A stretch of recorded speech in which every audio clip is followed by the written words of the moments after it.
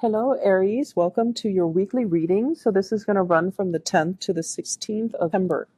Um, First of all, what I want to mention is I have here the Empress in the Joie de Vivre deck, as well as the Rider-Waite deck. And the Empress deals heavily with fertility, okay?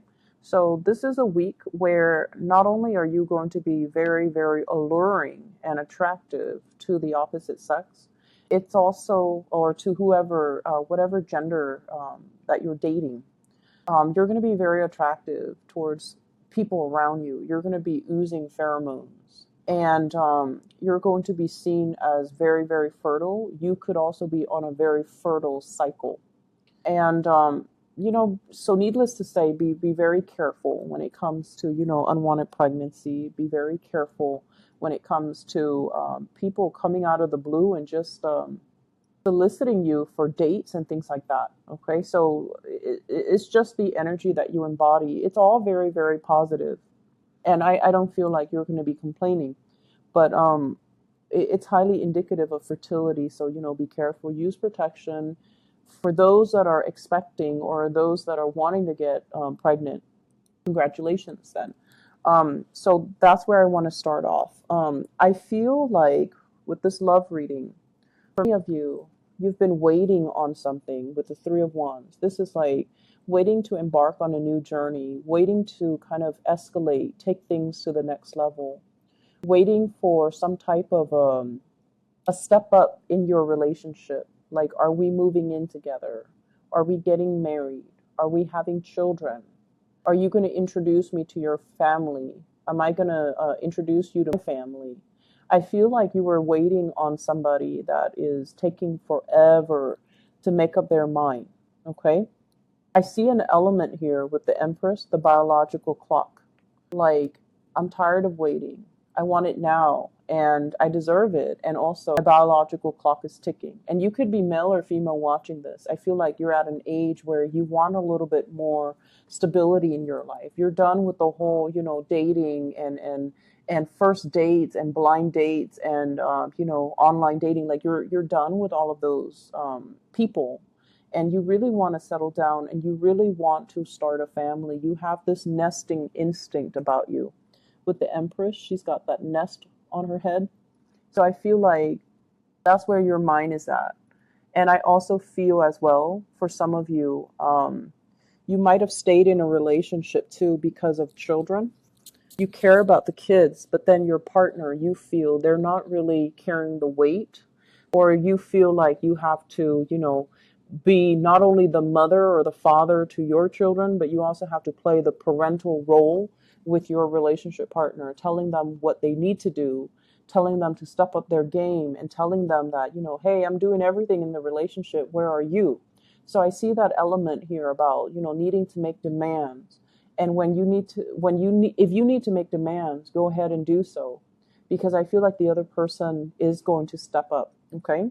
If you are dealing with a water sign, I have here the Queen of Cups. This is a Pisces, a Cancer, a Scorpio. This is somebody that is going to be there with you. So the problem with water signs is that they don't really take initiative, even the best of them.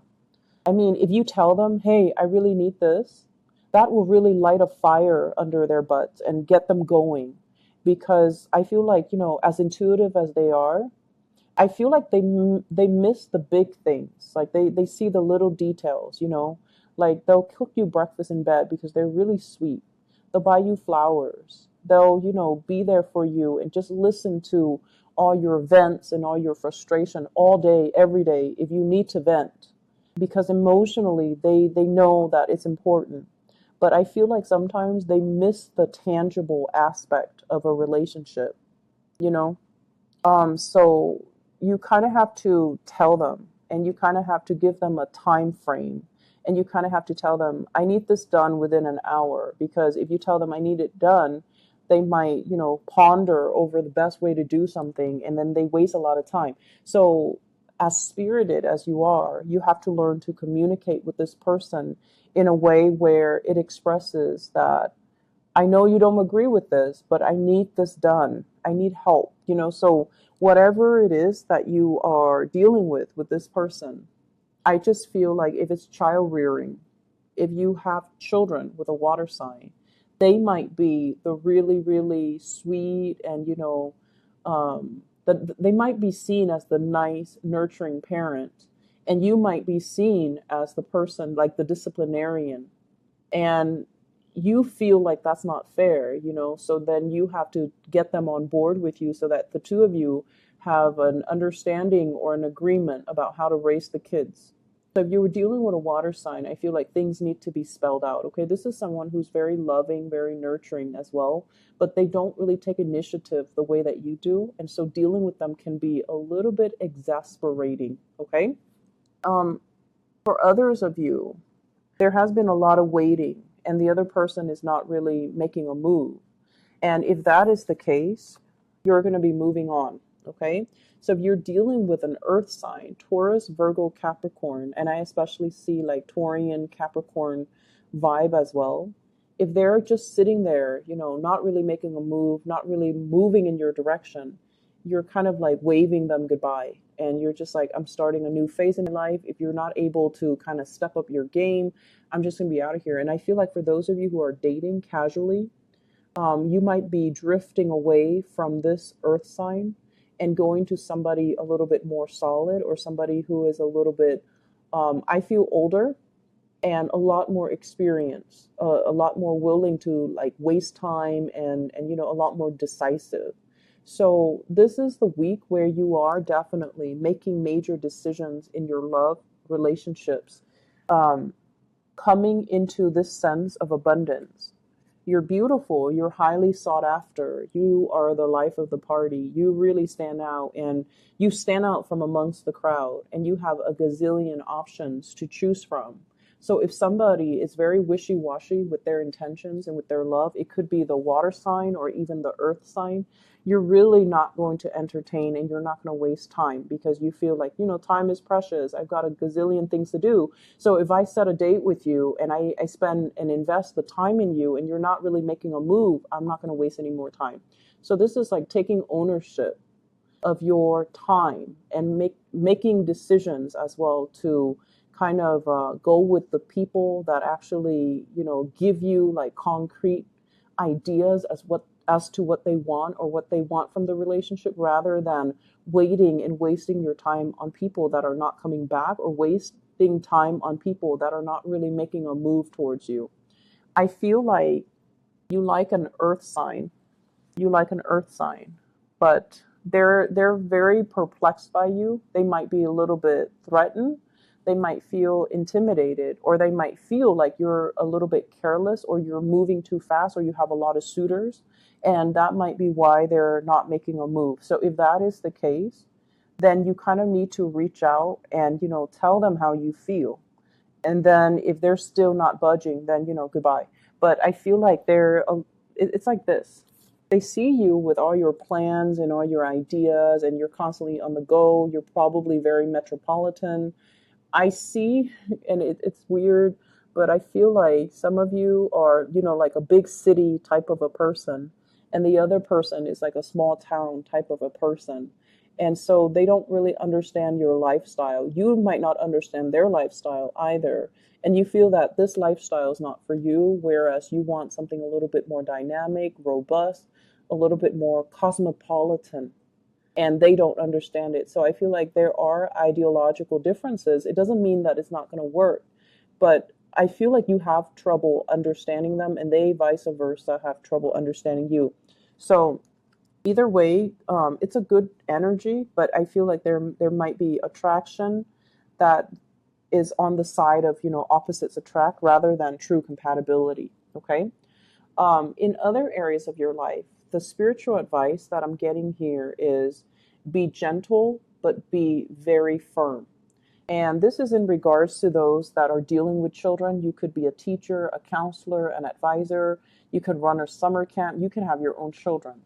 Um, the first card out is the Hierophant. And every time I see this, I think of it as the disciplinarian, somebody who connects to a higher authority, and then they implement the words and wisdom and the advice of the higher authority.